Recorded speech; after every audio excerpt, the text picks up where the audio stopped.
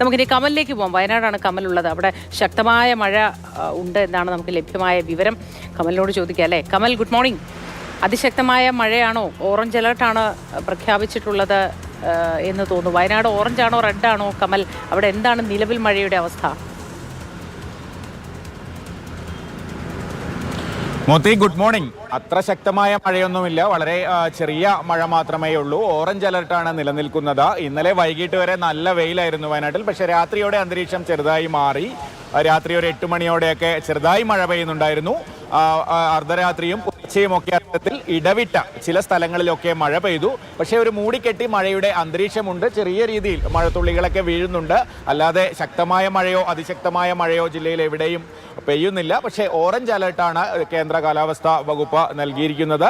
അതുകൊണ്ട് തന്നെ അത്തരത്തിലുള്ള മുൻകരുതലുകളൊക്കെയുണ്ട്. പക്ഷേ എവിടെയും മഴയുമായി ബന്ധപ്പെട്ട് ഏതെങ്കിലും തരത്തിലുള്ള കെടുതികളോ മറ്റെന്തെങ്കിലും സംഭവങ്ങളോ ഒന്നും റിപ്പോർട്ട് ചെയ്തിട്ടില്ല. അതിനുള്ള സാഹചര്യമില്ല. അത്ര ശക്തമായ മഴയുമില്ല. ഏതായാലും ഉഷാറായിട്ടിരിക്കട്ടെ കമൽ, സന്തോഷത്തോടെ ഇരിക്കട്ടെ. വയനാട്ടുകാർക്ക് മഴയെന്ന് പറഞ്ഞാലേ പേടിയാണ്. ചെറിയ കുടയൊക്കെ ചൂടിയാണ് നിൽക്കുന്നതെങ്കിലും ശക്തമായ മഴയില്ലെന്നാണ് കമൽ പറയുന്നത്.